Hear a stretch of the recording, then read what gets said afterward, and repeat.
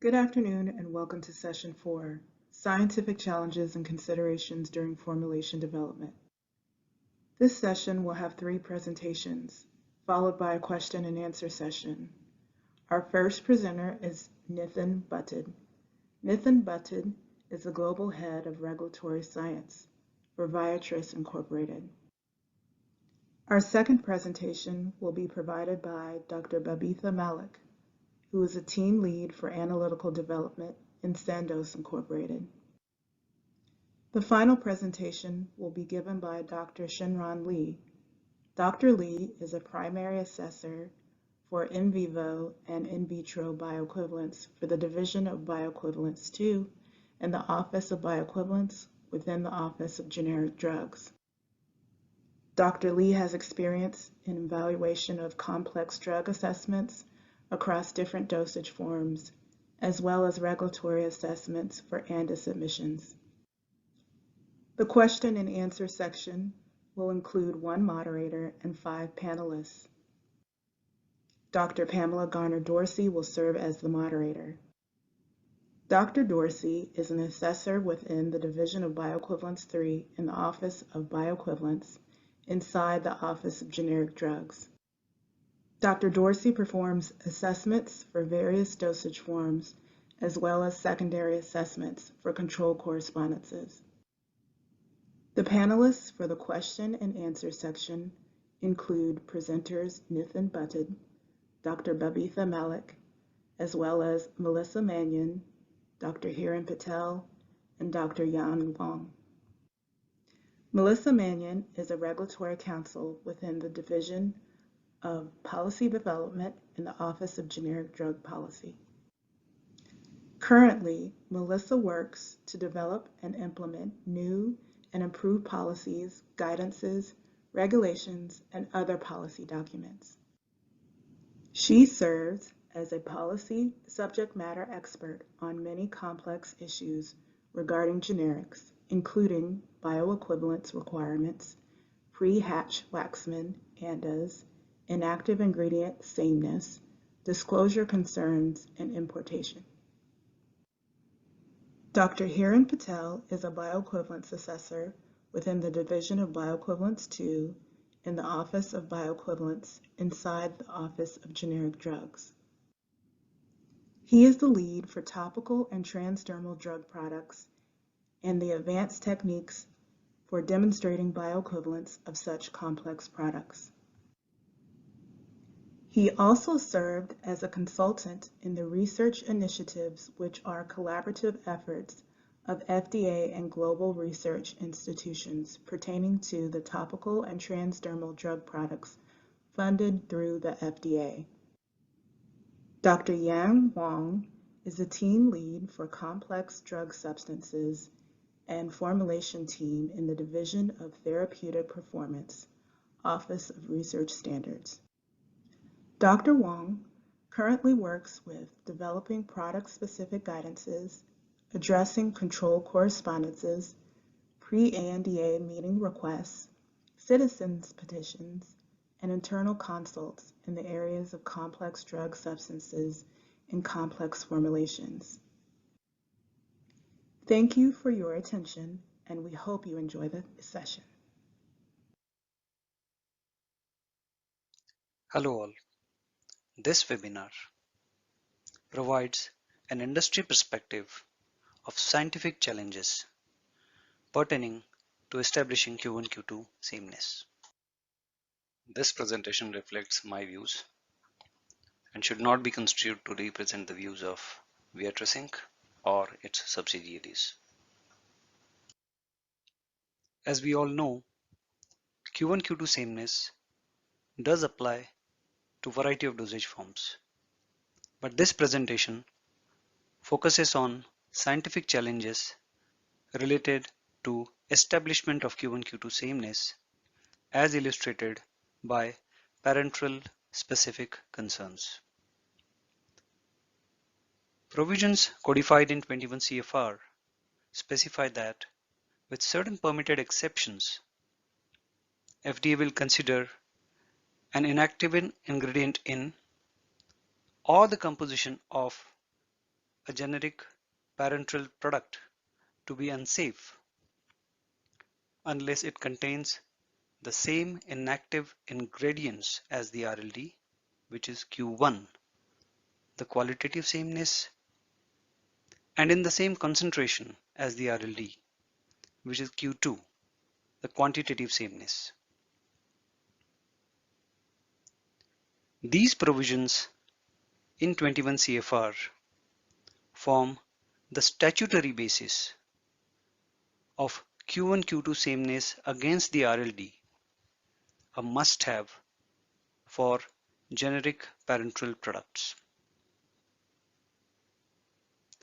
While the statutory requirements may seem straightforward, the actual application and practice does face several real-life challenges, as I elaborate in this webinar.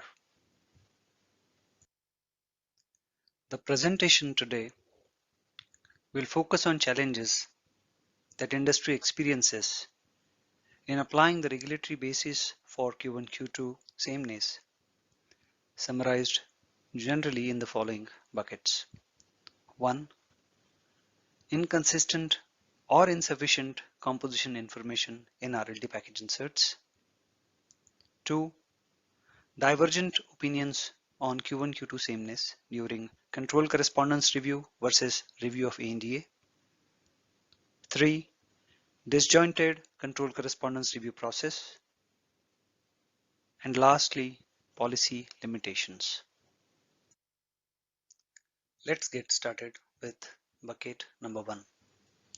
Inconsistent or insufficient information in the RLD package insert. The information about RLD formulation, as stated in the RLD package insert, is a principal basis for development of a generic parenteral product that must meet the Q1 Q2 sameness criteria.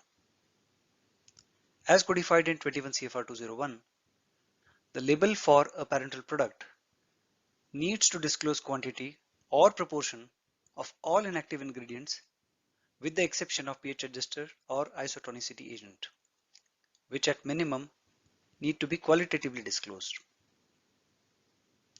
Historically, there have been instances wherein the inactive ingredient information disclosed in the RLD package insert could be termed inconsistent or insufficient.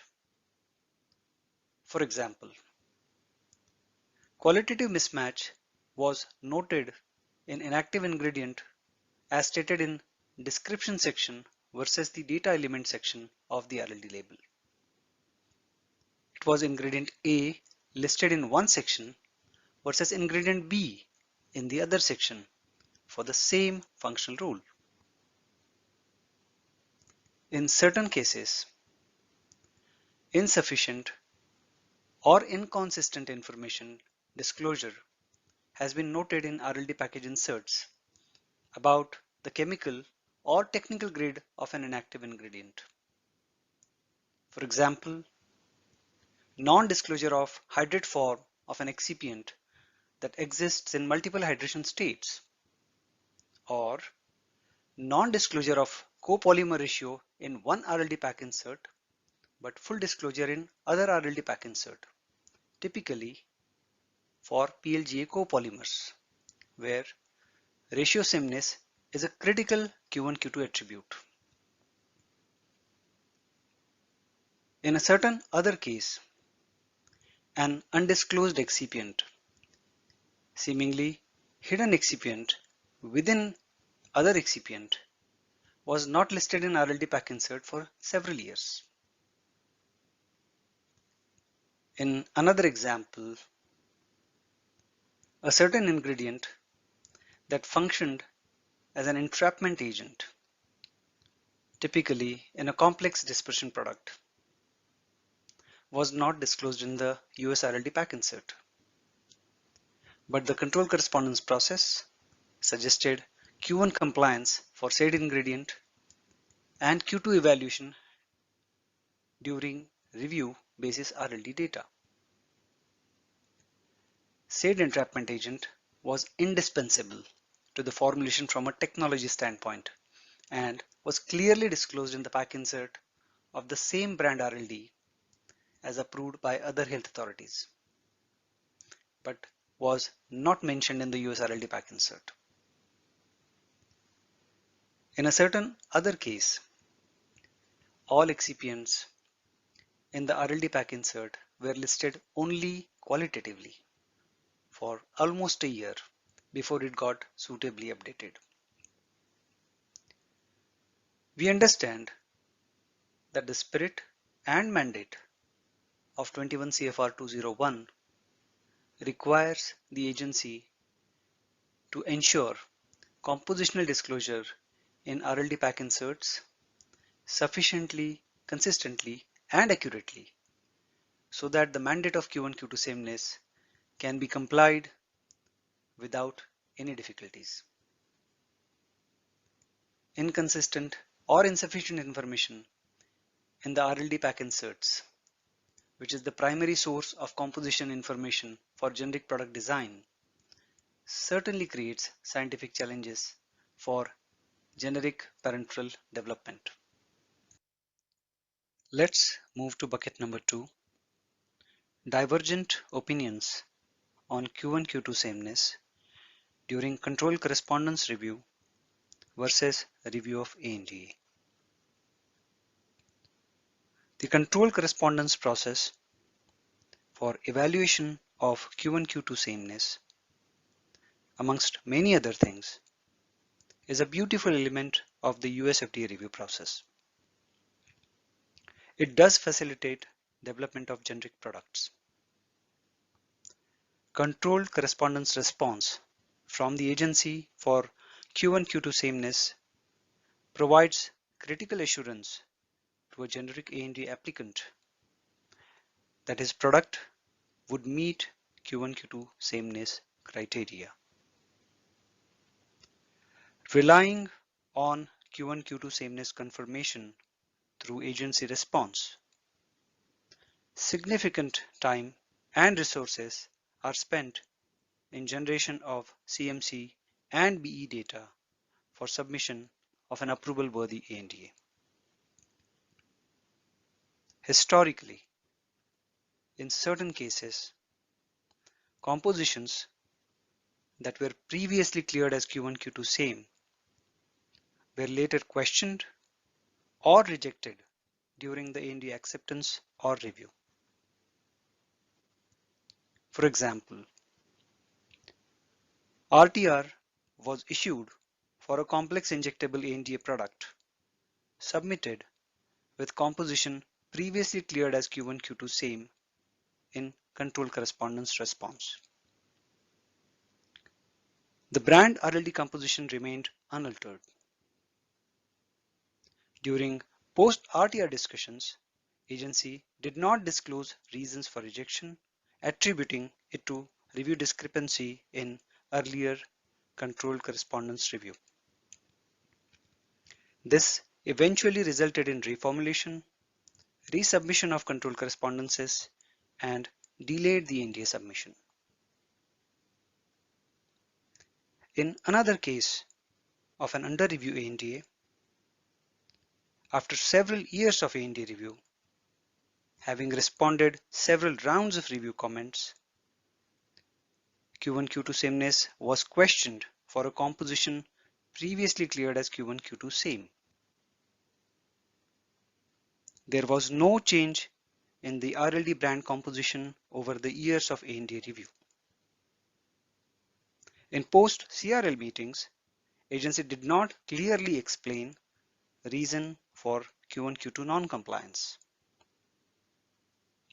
This led to changes in unit composition, generation of lengthy CMC and diligent characterization data, and caused significant approval delay for the ANDA. In another example, Q1 Q2 sameness was questioned in a tentatively approved ANDA.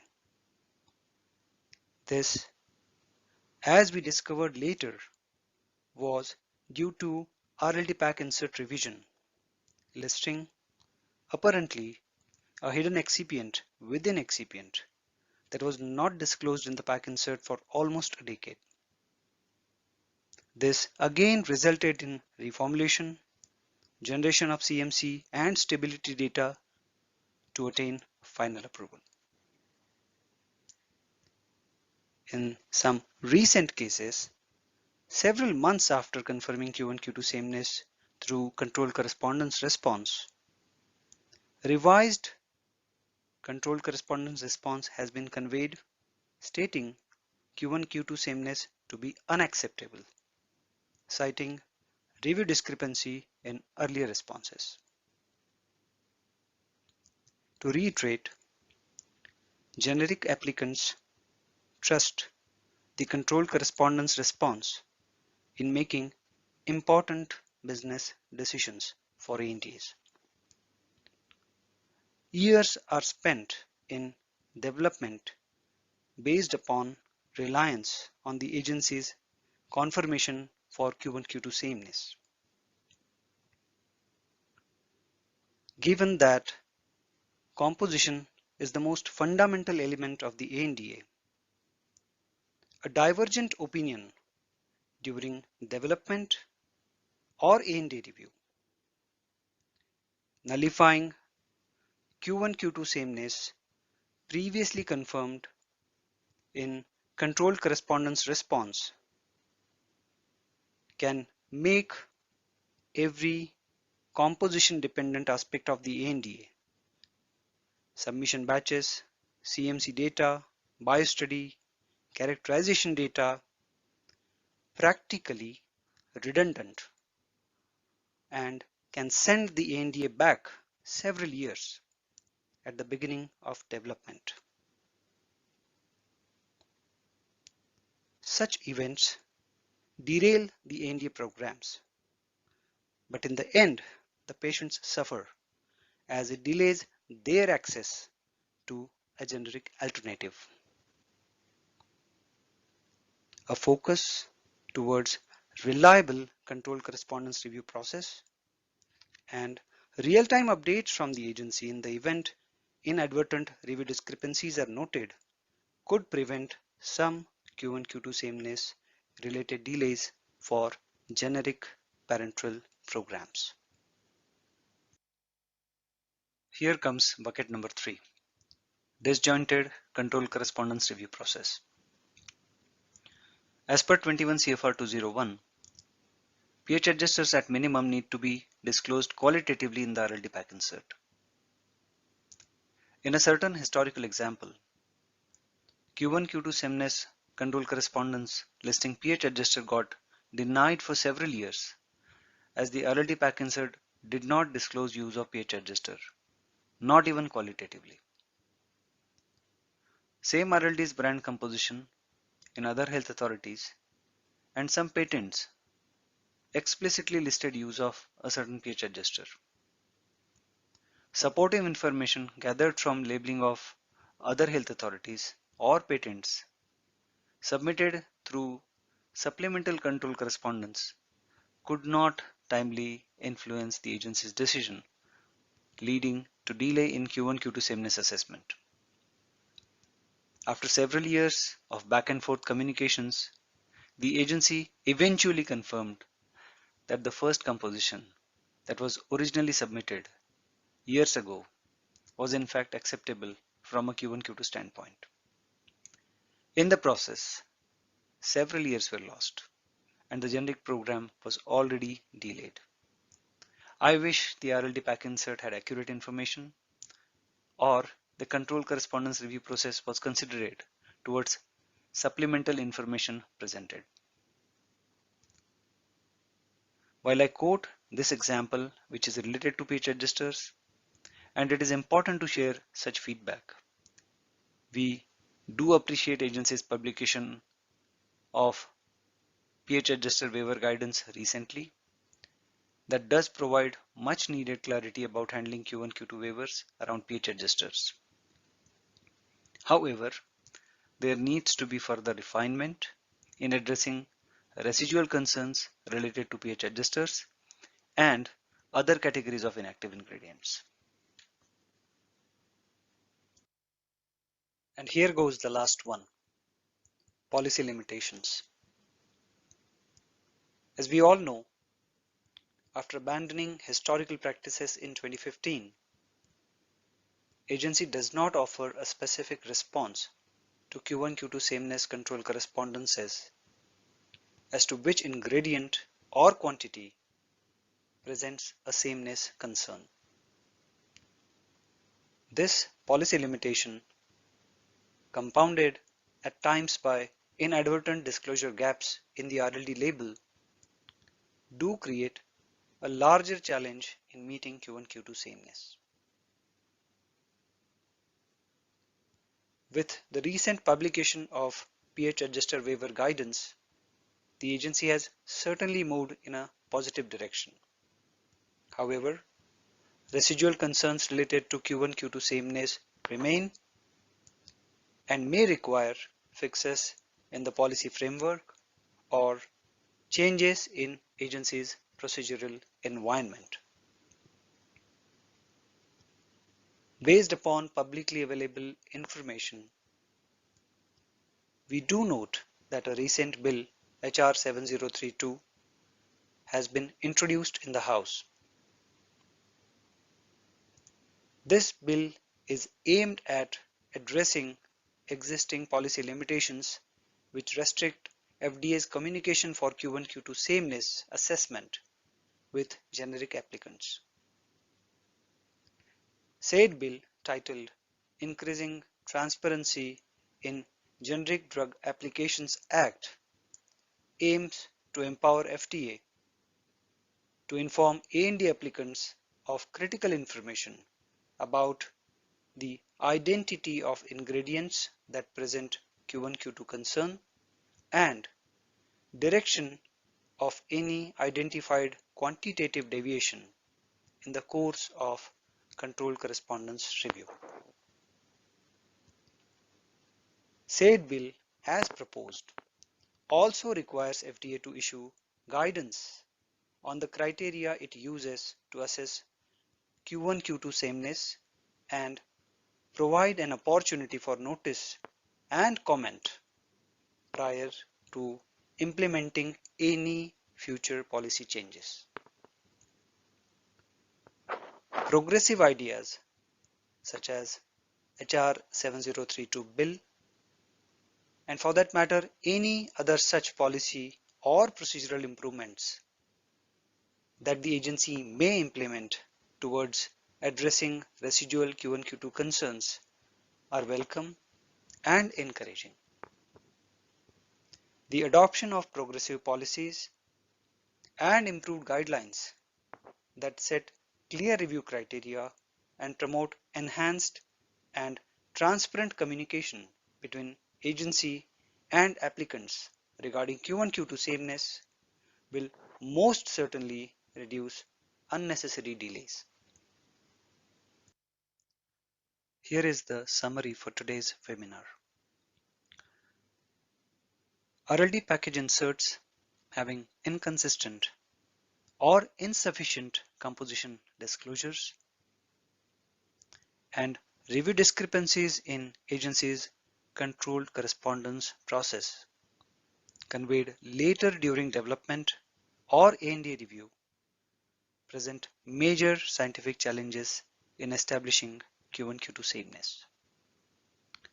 Such scientific challenges that arise during development and ANDA review derail generic ANDA programs, amplifying delays in patient access to generic medicines. Accurate and consistent composition disclosure in RLD package insert as mandated by 21 CFR 201. Focus towards reliable control correspondence review process and real-time updates from the agency in the event inadvertent review discrepancies are noted could prevent some Q1 Q2 sameness related delays. These actions, unlike policy limitations, are a function of internal workings within the agency and are not dependent on any external factors. Agency's publication of the pH adjuster waiver guidance is a positive step in alleviating some of the historical Q1 Q2 concerns. However, residual Q1 Q2 concerns for pH adjusters and other inactive ingredients remain and may need resolution through new guidances or revised policy framework. Existing policy for review of Q1 Q2 control correspondences has limitations as it does not offer specific response as to which ingredient or quantity has concerns and limits vital communications with applicants. Policy changes such as those contemplated in HR 7032 bill are encouraging and in the right direction. We are supportive of any such policy improvements, additional guidances, or procedural improvements that the agency may introduce in its endeavor to ensure there are no scientific, procedural, or policy challenges in establishing Q1 Q2 sameness for parenteral generic programs. That's all I have for today. Thanks much for your attention. I also thank CRCG for this opportunity to present industry perspectives, which I believe will act as a constructive feedback. Thank you.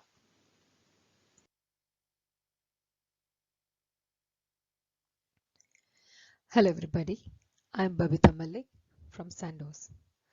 So before I begin, I would like to thank the organizing committee to provide me this opportunity to share with you my experience within the industry, specific to the challenges which we face in quantifying and identifying the excipients in an innovator product. Now, when this topic was given to me, I was just wondering what exactly I would like to present, and so I have kind of put forward some of the contents based on my experience and would like to share that with the entire team. So when we say deformulation, right? So what's our goal as generic industry? Well, we want to make a product which is equivalent in terms of bioequivalent to the innovator product. Now, how do we make that? So in order to make that, we need to create a similarity index between them. And that can be created once we understand how this innovator product is made. So the information we typically need in order to make a bioequivalent product will be what this innovator product is made with. So that is what is the components, different components which are present in this innovator product. That is the qualitative information, that's Q1. Once we know that, the other information which we seek is how much is these individual components are present. That is the qualitative information which is critical. And the last but the most important of this is that how the physiochemical properties of these components are which governs the bioavailability of this product. So this Q1 and Q2 are going to influence the complete physiochemical properties and which are very much critical in how this drug will perform in vivo. Now, in order to get this information, typically the most ideal and the easiest place to seek this information will be your label claim of the innovator product, or also from the patent information. But this most of the time we get on kind of a qualitative information, but what we don't get is the qualitative information and an understanding into their impact on the physiochemical properties. And that's where the deformulation or the reverse engineering, as many call it, is very important for in the generic industry. So when we say reverse engineering or deformulation strategy, what we mean by that?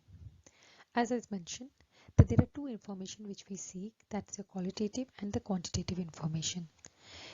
Typically, and most importantly, our focus is on the API. Now, when we talk about API, we usually seek to understand these are the certain properties of the API. For example, the particle size. What is the particle size of the API within the formulation? Okay, what is the morphology of it? What are the different polymorphic forms this API is present in? If there is no information available with us from the patent, what is the crystallinity of it? And what is the surface area? And many a times also surface area we have seen is being patented and could be critical as an information and in order to get in more insight into it. So now these are the technologies which I have just listed it out for our easy information for ease is in order to study those attributes of the API. For example, typically we will use optical microscope or hot stage or PLM for a particle size information of an API. And specifically if my API happens to be crystalline, for example, I'll prefer using a PLM and preferably within hot stage in order to discriminate using the melting point between the API and the excipients. Now one can use the same information or the same strategy in order to get more insight into the excipients too. Now the other method could be like, suppose you have just one API and a few components, then maybe master sizer could be used, provided you don't have too much of overlap in terms of size or some information like that, which will kind of will be difficult to deconvolute the information from the API. The another preferred method nowadays which has been adopted across the industry is the imaging based method like Raman imaging. Now Raman imaging is based on the selectivity on the structure of a molecule. Hence that could be used as a unique property or specific to your API or any excipients and can be used to identify them. So once you identify using imaging, you can also get the statistic on the size of these particles. Now, so typically these are the techniques which are used. Sampling could vary. For example, typically we have seen in order to get the inherent API particle size, one can get this information using a dispersive sampling method, which is more accurate and better, provided your API is not too fragile and creates a lot of erroneous result could be created based on these sampling techniques. See, the other information could be morphology. Again, optical microscope or SEM can be used. SEM EDAX can be used specifically if you have some heavy elements and can be used to uniquely identify your API, and in fact can be also used for measuring the particle size. Then traditionally we always use the XRD, or nowadays in the cases where XRD doesn't have the sensitivity or does have interference due to some placebo on the fingerprint region of the API. So then Raman spectroscopy is also an ideal tool which can be used to identify the polymorphic form of the API. Then percentage crystallinity or understanding into the crystallinity and amorphosity can be done through XRD and DSC or thermal properties. And surface area, as we all know, is a BAT surface area could be used. Now before we go and talk about the inactive ingredients, maybe let's understand what are other things we would like to reverse engineer. Maybe the process. We would like to decode and have a better insight into the process of my innovator product. Now, typically, we want to know, for example, what is the process time? So I recall this formulator wanted to understand whether the fluid bed process was used or a dry granulation was used. What is the different process which was used? So it was, I think, in the beginning as a challenge, and we took it up, and I was using Raman spectroscopy to get more insight into it. So kind of took certain formulations of this product.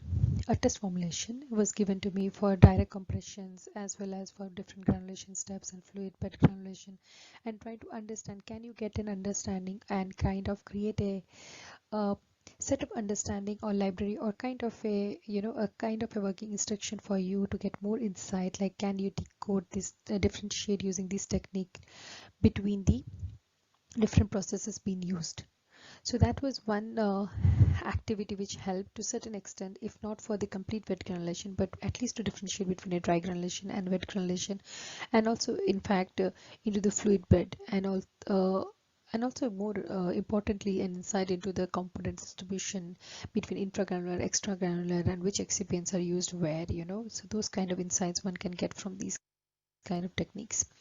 So that's what is the next topic was like distribution. So in terms of process decoding, we would like to understand the distribution of the various components.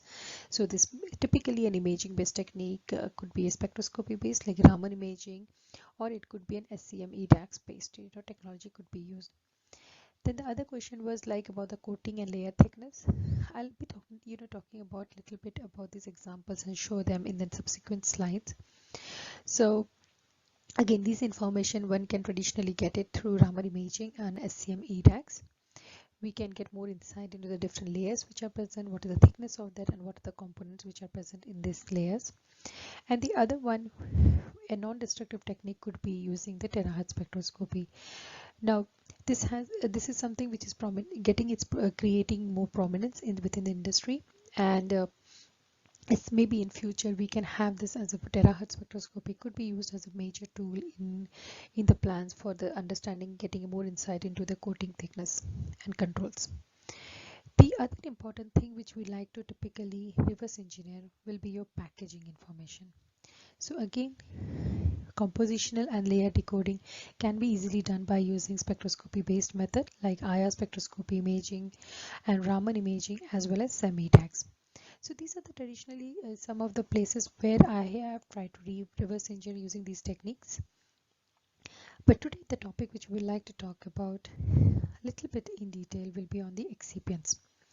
So when we talk about the excipients, these are the typical information which we like to see, like what are the different grades which are present, or how much is the quantity of each grades or the components of the excipients present in the innovator product. Now these are the techniques which I have kind of highlighted, and subsequent slide will just talk about them. So when we say about the excipient deformulation, so what are the challenges typically we face? Well, the most biggest challenge is, as we all know, is complete qualitative information as well as the quantitative information. And when we say, so what is the challenge, if I just have to briefly talk about, is the polymer grade identification and quantification. We know the polymer excipient is very important for a control release as well as the stability of the product. And there are various factors which can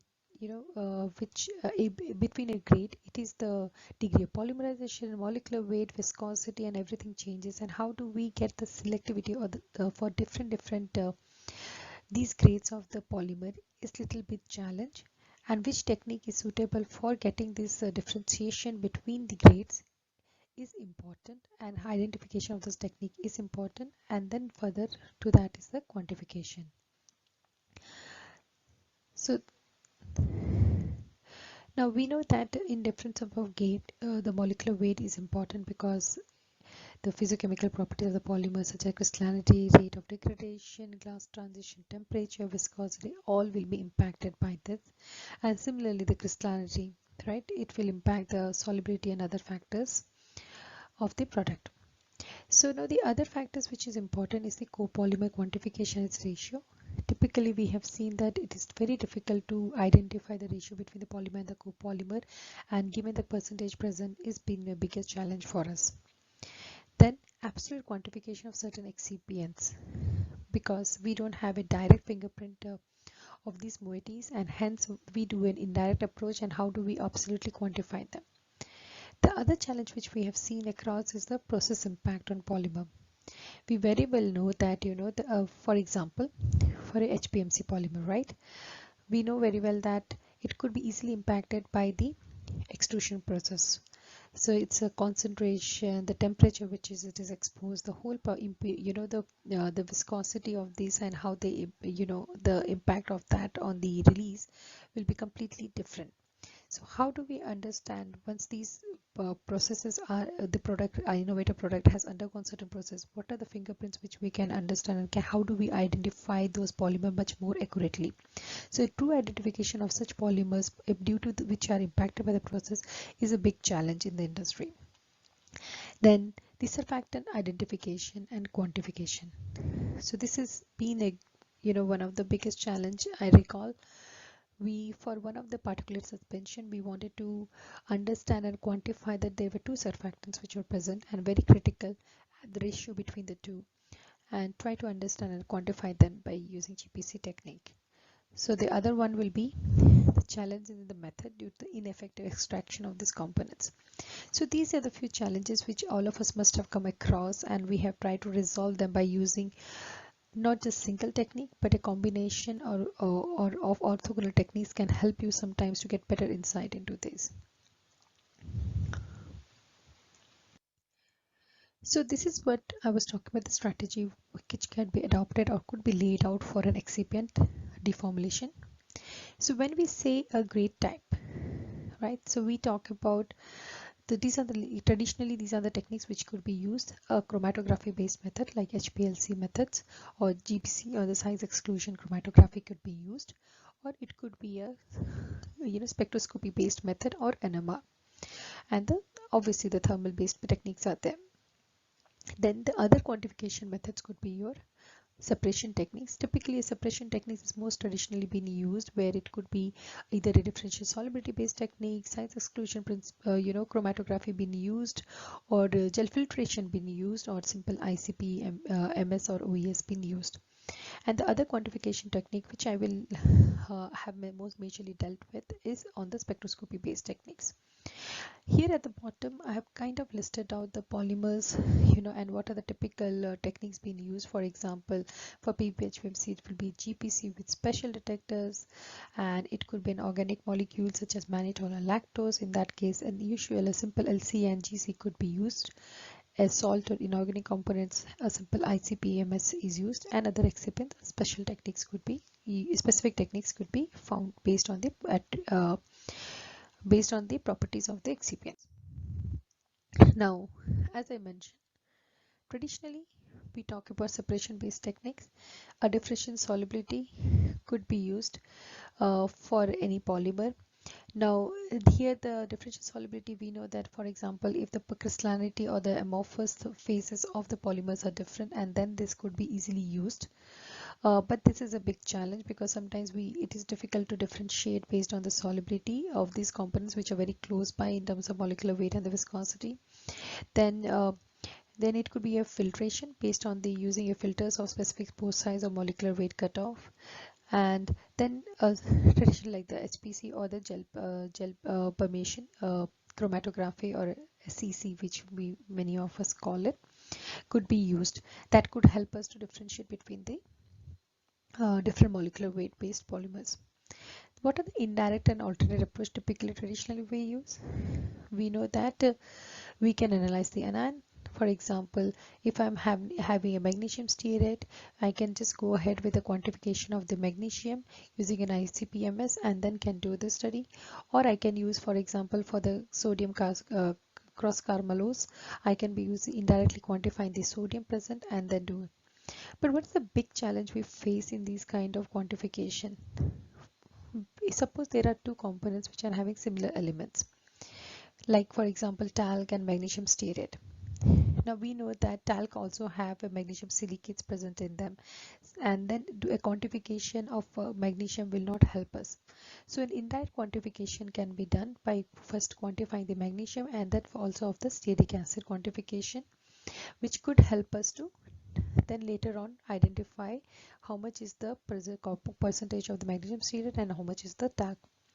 Similarly, one more example, I recall that recently in our team we didn't have some standards present. So based on the molecular weight impact of the molecule on the molecular weight on the RT in the chromatography was used kind of to differentiate using the GPC to identify what could be the grade and kind of compare it with the innovator, and you try to use a relative comparison, a similarity comparison between the two in order to identify what grade could have been used. But this is something which is traditionally being used. What are the alternate approaches? See, well, the alternate approaches are the spectroscopy based method. So here today I'll talk about some of the methods which I had to develop and kind of used to facilitate the formulator. So one example I recall was like for the HPMC grade identification.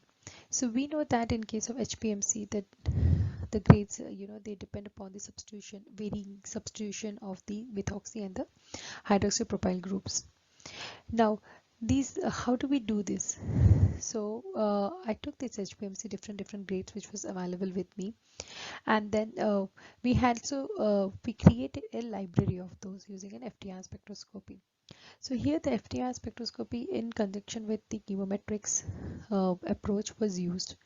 So most of the time, all the spectroscopy based methods are used with a high-end chemometrics based, chemometric data analysis, in analytics, in order to facilitate you for the classification and the identification of them, and also for the quantification. So I had taken this polymers and use this one approach was the simple, just take the spectrum and then use the imaging method to identify where the component is present. For example, just for an example, I'm just showing here. For example, here we have an HPMC which is present in this. So this is an image which was generated using Raman. This is not an IR image, however. So we know that, for example, this layer we have the HPMC present. So we can take the spectrum and we can identify if that is matching, and that way we can help it. So what I could do was that for this it was a pellet in fact, and could identify the grade between the viscosity to certain extent between when the difference was between a 10 and 30 CPS, but not the one which was 7 and 10. So there was a little challenge, but to a larger extent, to certain extent of the viscosity grade could be done using this by a basic comparative method, even not using a chemometry. But within a chemometry, if you can build a library of the HPMC, also with the process impacted treated HPMC, then you can have a much better and and creating a better library can help us for a more accurate identification. The second example which I can talk about is this MCC quantification in a tablet. I recall this was a project where we have to go for an extension and we want to do this for the Q1 and Q2 similarity completely for an Australian market. And the MCC quantification, typically for these kind of cellulose based insoluble material, we go for this kind of a mass balance kind of approach, like total mass and other components are there known, so you can do this mass balance approach and then say that how much is the MCC. But what we wanted was a complete real estimate of the MCC. So what I have done was that created a library of near IR spectrum. So take a lot of spectrum with the different components of the concentration of the MCC and create a library using the near IR spectrum. Then go for the classification approach. So the idea is that you take those spectrum and then you go for the processing of those spectrum, these which will be used as your training sets. Now use them and then so typically the processing involves your derivatization followed by smoothing and baseline correction and others, and then followed by either you can go for a SIMCA based classification, or you can go for a simple PCA based classification or PLSDA. So there are different approach. If you see in a software, there will be different things which are available, and hence that could be used. So once we have this classification model been built, then you can take your unknown sample and then you can see how much is the where it lies. So I built a regression model and then we had quantified the MCC and kind of use a similarity, again a comparative statement. So basically taking the innovator product and our product and seeing where they lie, and then that was used for the quantification of the MCC. In fact, the similar approach was extended further for another product for a particulate suspension, where we have a API which was a derivative derived from the wood, and so we wanted to identify which kind of wood it was, a beech wood, which kind of beech wood was used, which part of the beech wood was used, whether it's a bark or the core, of the coating, which part of the within the whole wood cross section was used, and from which site, location does have a varied this thing. So that was one application to in order to narrow down, and that was successfully done for a classification model, and we could source the right wood for our project. The third will be a quantification gel. So I've just shown here at the bottom, you can see that there is a gel. Here it was used to build using Raman spectroscopy to different, so you did an image and then you quantify how much is solubilized and how much is insoluble. But I'm just giving this example, this was done for API. but similarly you can have the matrix and try to use this as a quantification image and then try to get the spectrum and then kind of identify the fingerprint. First of all, differentiate the fingerprint in the solution for this your known excipient, then try to build a kind of a calibration curve with standard samples, and then you can quantify using this. So it is a basically indirect way of doing through an image of the quantification.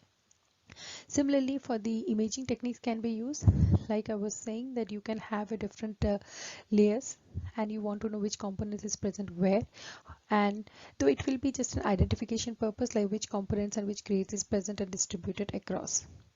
So this is a quite small gist of the some of the techniques which has helped in conjunction with the traditional technique to give a more better insight into the quantification of the challenge of the excipients and the identification of the excipients. So I'll just conclude by saying that specific and discriminatory still remains a challenge, though we don't have a complete alternate methods for those, but a combination of orthogonal technique can provide you better insight. One can use an HPLC, but whenever the HPLC is not the solution, we can use for a spectroscopy based method with the right chemometrics in conjunction in along with these tools can be provide you a better insight into the identification and also the quantification of the inactive excipients. So with this, I'd like to conclude, and hopefully I could provide you insight into the certain techniques which can help you to get more better or an alternate approach in quantifying and identifying the excipients. Thank you.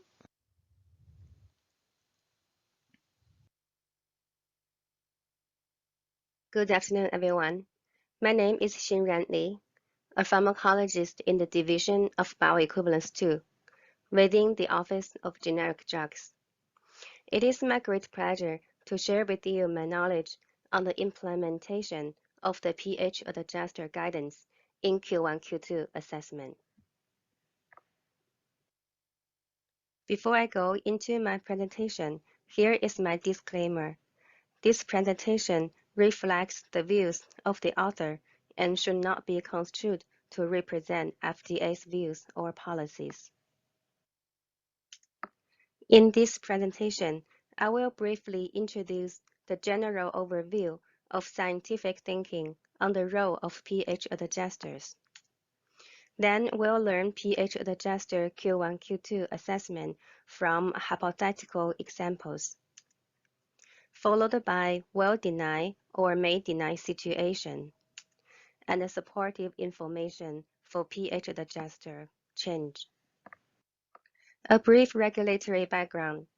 Q1, Q2 is a term referring to inactive ingredient assessments in abbreviated new drug applications. Q1 refers to same inactive ingredients. Q2 refers to same concentration. OGD has interpreted Q2 sameness to mean a concentration that is within 95 to 105% of the concentration in the reference listed drug.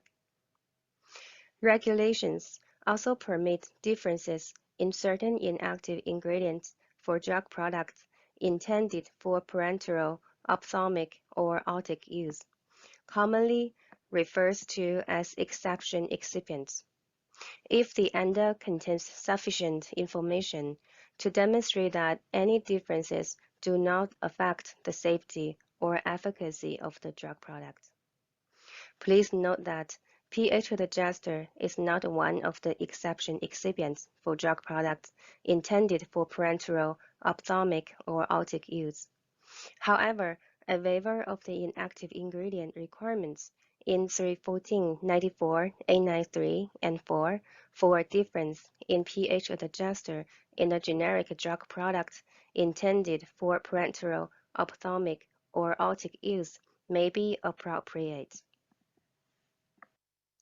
General overview of scientific thinking on the role of pH adjusters.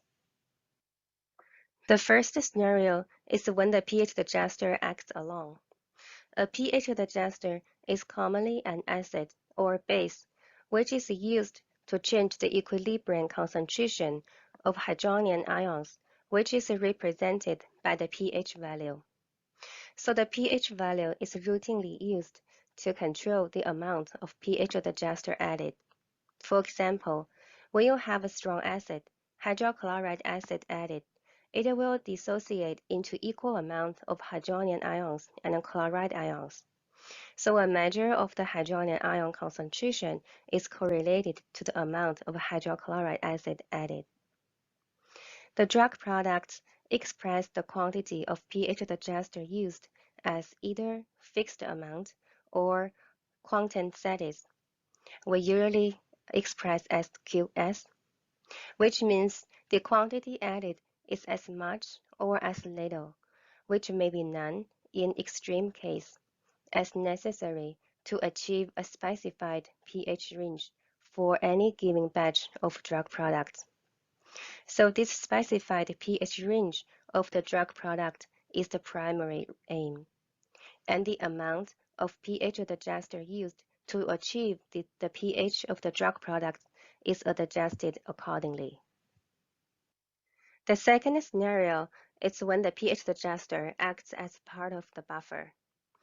A buffer is an aqueous solution of either a weak acid and its conjugate base, or a weak base and its conjugate acid, which is resistant to changes in pH upon addition of an acidic or basic component. Because a buffer contains at least one conjugate acid and a base pair, when the pH adjuster is added to shift the equilibrium between the conjugate acid and the base pair, the pH adjuster becomes part of the buffer. For example, if add sodium hydroxide to a buffer solution of acetic acid and a sodium acetate, it converts some acetic acid to sodium acetate. The third scenario is when the pH adjuster acts as an in situ converter. In some cases, a pH adjuster may also interact with an inactive ingredient in the formulation to form a salt. For example, when add pH adjuster hydrochloric acid to a formulation with a base inactive ingredient, XOH in it, it will form a salt HCl. Please note that to the extent a pH adjuster is used to convert the active pharmaceutical ingredient API to form the API salt, the pH adjuster is not included in the Q1, Q2 assessment because it becomes part of the active ingredient. If excess pH adjuster is used, that excess amount is generally considered an inactive ingredient subject to the Q1, Q2 assessment. Now, let's take a look at some hypothetical examples. The hypothetical examples are provided to highlight some considerations for evaluating a 314.99b waiver request during scientific assessment of an ANDA.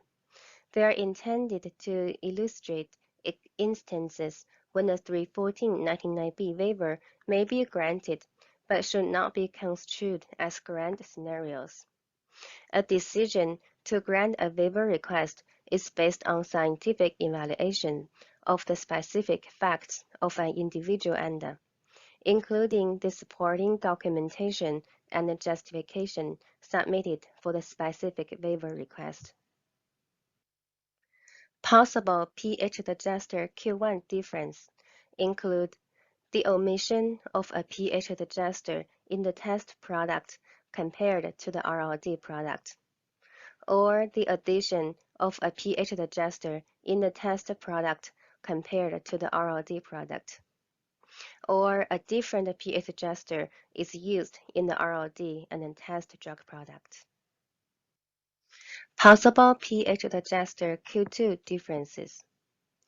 A proposed drug product with a formulation that contains more than 5% difference in concentration of a pH adjuster compared to the RLD product is considered not Q2 the same to the RLD.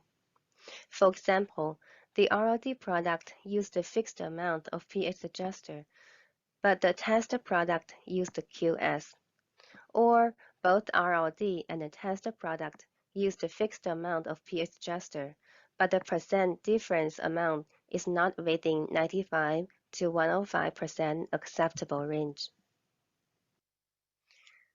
Let's look at the first example for Q1 difference in an injectable suspension.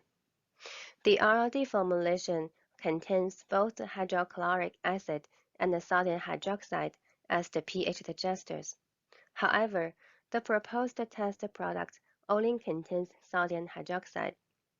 In this case, it may be acceptable to waive the inactive ingredient requirement, and the possible supporting data are comparable physicochemical data between the test and the reference standard product. The second example is for Q1 difference in an injectable solution. The RLD formulation does not contain pH adjuster, but the proposed test product contains citric acid, which was listed as a buffer by the applicant. However, based on evaluation, the citric acid is not a buffering agent if there's no citric salt or conjugate base added to the test formulation, or defined at a level to form a buffering system with citric acid. The main function of citric acid in this case is a pH adjuster. Once citric acid function is correctly identified as a pH adjuster, it may be acceptable to waive the inactive ingredient requirement, and the possible supporting data are comparable physicochemical data between the test and the reference standard products, and the supportive information with respect to the safety of the proposed qualitative difference in pH adjuster. The third example is for Q2 difference in an injectable solution. RLD and the test drug product both contain sodium hydroxide as pH adjuster, which is Q1 the same. However, there is a Q2 difference as the percent different amount is about 5%.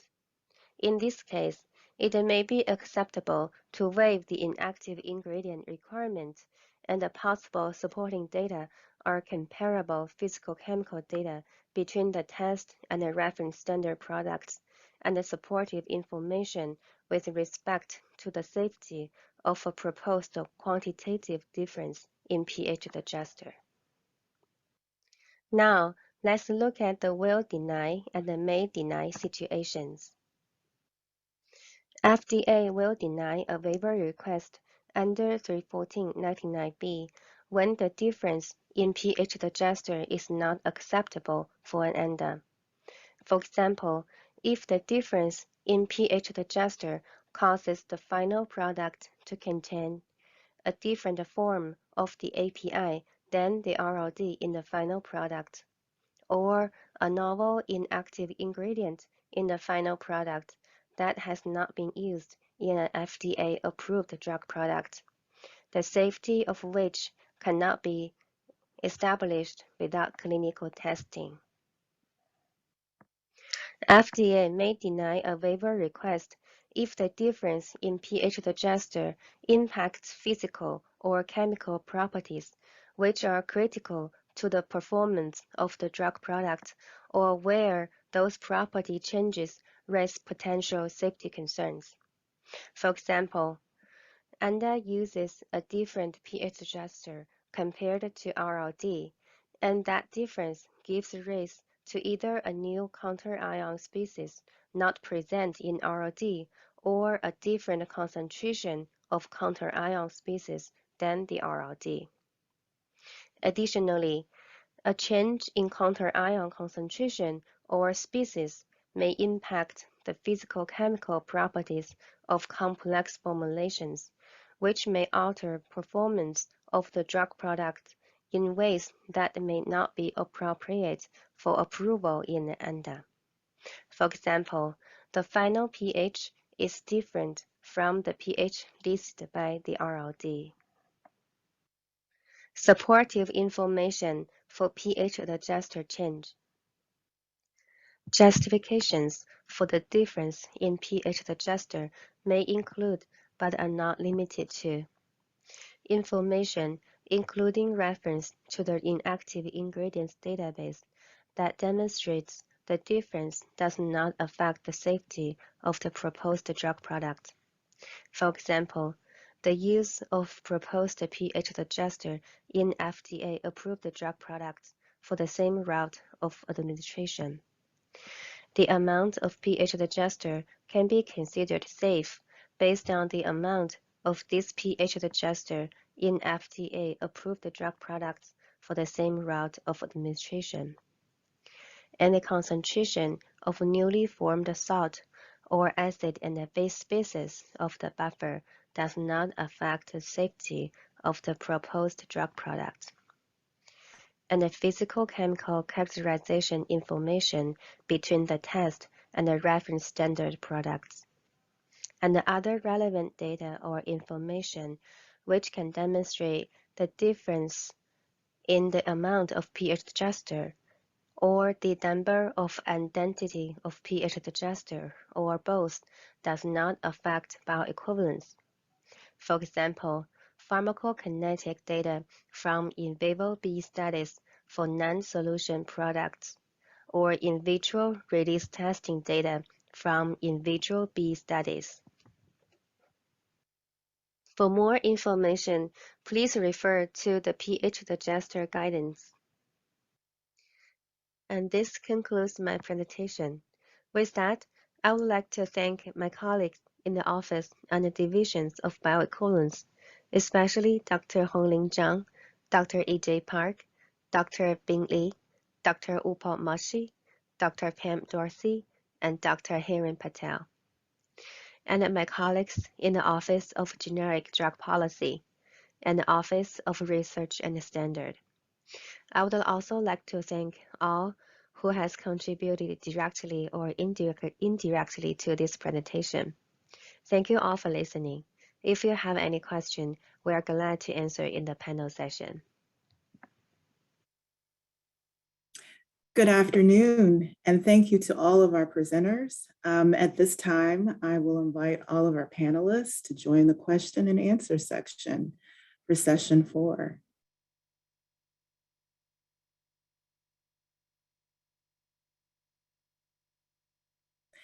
Thank you all. So our first question, I will triage this to Melissa. Does the agency reviewer check adequacy and accuracy of the RLD package insert or label composition when reviewing Q1, Q2 control correspondences? Hi, thank you for the question. So FDA will assess a QQ sameness of a test formulation against the information the agency has available to us with respect to the comparison to the RLD. And so when we do this assessment, it incorporates both the information on the current RLD's labeling and the RLD's composition table to ensure accuracy per the labeling requirement at 201-100 B5. Thank you, Melissa. Our second question, the guidance states that if a waiver is granted, then the product is not eligible for a BE waiver under CFR 320.22, and the applicant should contact the agency to discuss how to support an in vitro approach to BE. What is the best way to do this? Control correspondence, a pre-ANDA meeting? I'll triage this question to Jan. Thank you, Pam, and thank you for the question. So in general, we would encourage an applicant who wishes to seek a waiver of the inactive ingredient requirement for a difference in pH adjuster and utilize an in vitro approach to demonstrate bioequivalence to reach out to FDA for a pre-development PDAF meeting to discuss the potential approach and associated rationale for the proposed test product. The applicant could refer to FDA's guidance on formal meetings for NDAs for more information on how to request a meeting with FDA. A meeting request should include sufficient background information and rationale for your proposed approach to engage in a meaningful scientific discussion. So that's one of the considerations when we decide if we're going to grant a meeting or not. This could include information on the proposed difference in the pH adjuster compared to the reference listed drug, if and how this difference is expected to impact the other inactive ingredients and the overall formulation properties, and how the proposed BE approach can support a bioequivalence determination to the ILD. Thank you. Thank you so much. Our third question, can we use a pH adjuster that is different from what is used in the RLD or RS and seek waiver for the inactive ingredient sameness requirement? Hiren, would you address this question for us? Thanks, Pam. So as you heard previously from the speaker or panelists, if an taste product formulation contains a different pH adjuster than what is used in the RLD, it would require submission of a waiver request with the ANDA for the inactive ingredient for 314-94A9, 3 and 4. As a reminder, the regulation generally requires parenteral, ophthalmic, and otic drug products to contain the same inactive ingredient in the same concentration as the RLD and not the RS. So I hope that answered the question. Thank you. Thank you so much, Hiren. Our next question, what advice do you have for applicants on how to proceed when RLDs do not list Q2 information for pH adjusters or identify them at all? The information is not publicly available on the label, and FDA will not provide specific advice via a CC. Melissa, would you mind addressing this question for us? Sure, thanks for the question. So, we do understand that there, may be limited information available publicly with regards to an RLD's formulation. We'd encourage you, the applicants, to start by submitting a control correspondence to ask for a QQ assessment of your formulation before you submit your application. The control correspondence pathway is intended to help you, with developing your specific drug product by providing feedback on the various regulatory requirements for approval, which includes the inactive ingredient sameness to the RLD. We also recognize that, due to formulations being trade secret, FDA is not always able to respond to your QQ assessment questions in a way that's enough for you to resolve, your formulation questions and achieve a QQ sameness match to the RLD. And furthermore, if, for example, like if you have submitted controls and haven't been able to achieve a QQ match to the RLD, and based on the results of your reverse engineering efforts, after, just checking that, they've all been like validated and, but you keep getting the same results and you believe that the issue is due to a difference in pH adjuster, you can consider submitting a waiver request under 31499B for the difference, between your formulation and the RLDs with respect to the pH adjuster, as we've discussed today. And then just when you're submitting a waiver request with your application, just be sure that you include supporting information and justification for the specific pH adjuster difference that's being proposed based on the information you have available to you. This will help give the agency some clarity as to the specifics of the request for waiver being made, and also the scientific justification behind why you think your proposed difference won't impact the safety or efficacy of the drug product. Now, on the other hand, if you believe that a pH adjuster is contained in an RLD, but is not disclosed in the labeling, based on your reverse engineering efforts, and you keep getting the same results, we encourage you to submit that and share that information with the agency as part of your control, asking for a QQ assessment to the RLD, for the agency to take into consideration. That type of information would help the agency ensure that the product's labeling information that's available to you is accurate and would also support, future generic development as well. And we're always striving, to improve our review processes and, the monitoring of our FDA approved products to make sure that, the information is, accurate and, reflects what is currently approved on the market. And your input would help to ensure that those drugs continue to be safe and effective for use. Thanks. Thank you. Babita, I think you would be best suited to answer the following question. How is spectroscopy technique useful? Further, how can you use imaging methods for reverse engineering and specificity challenges?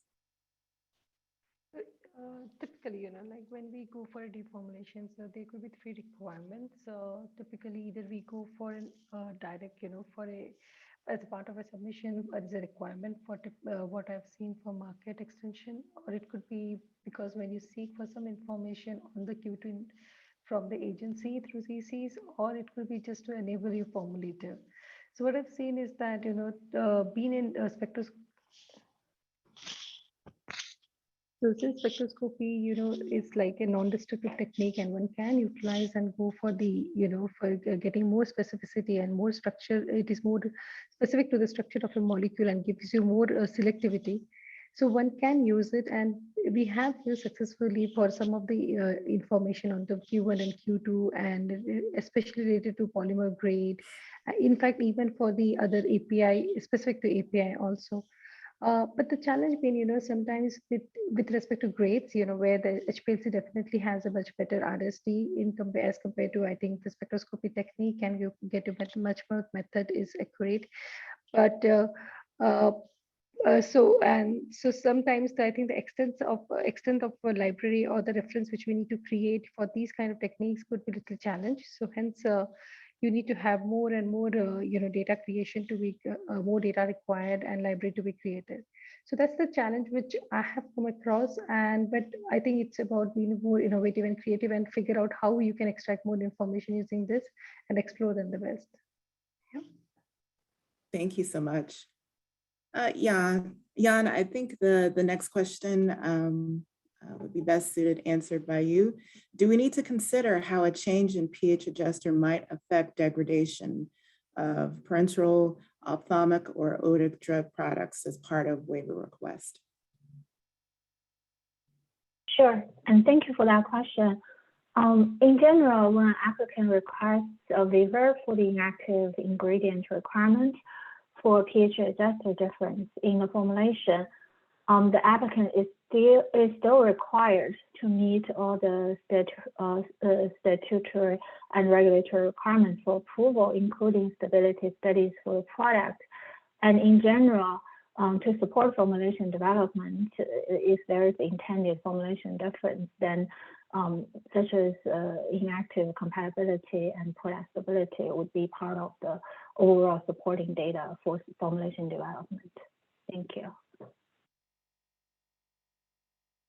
Thank you. Hiren, would you mind answering, are pH adjuster changes only allowable for hydrochloric acid or sodium hydroxide, or can we use any other pH adjuster?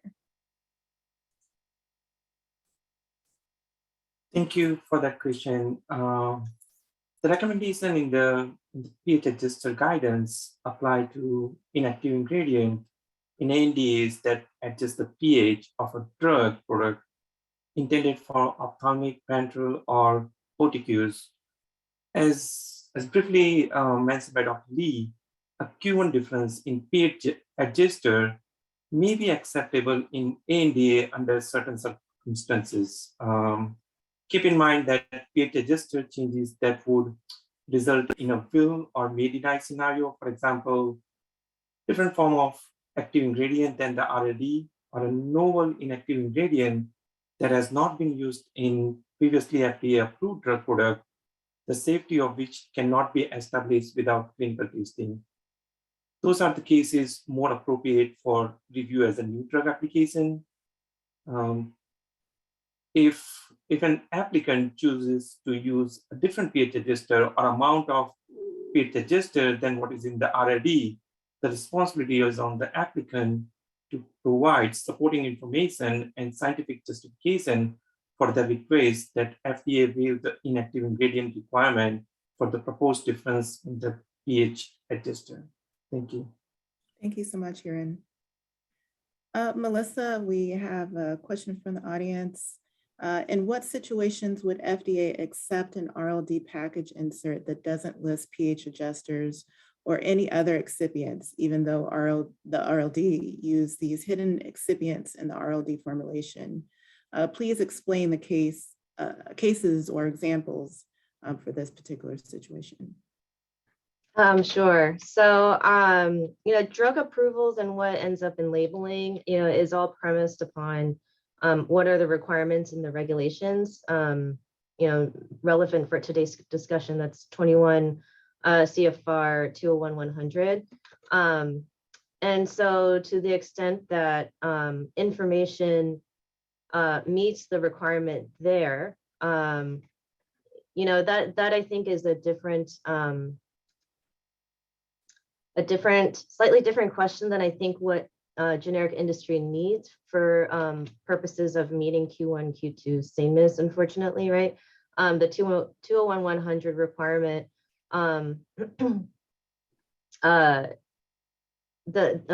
is limited. It does require for applicants to name the inactive ingredients for drug products that are non-oral dosage forms, right? And then when it comes to parenteral drug products, it would also require quantitative information for those inactive ingredients to also be disclosed on the labeling, unless it's a pH adjuster, a tonicity agent, or a water.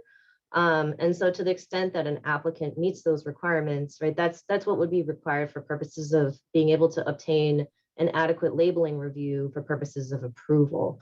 Now, with that said, we do try our best, to make sure that it is always 100% accurate. There may be times where there's nuances associated with an application that, a description, variation between labeling and what's included in the application file that's used as the basis for approval, has a slight variation that ends up leading to something that causes issues for the ANDA industry, right? In developing generic drug products. And that's why, we encourage you and have been encouraging you today that if, through your reverse engineering efforts, you do seem to find that there is a discrepancy, to share that information with the agency in your control so that we can take that under consideration and, take whatever measures are necessary, whether it's, working towards, having that RLD's labeling updated or whatnot. But with that said, there isn't, the agency doesn't consider it to be acceptable to not include the names of inactive ingredients or the quantities of those inactive ingredients where it is actually required by regulation. Thank you so much.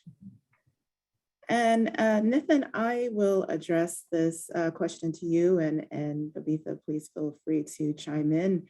What are the challenges related to the validation of imaging methods for quantitative analysis, and how do you deal with it?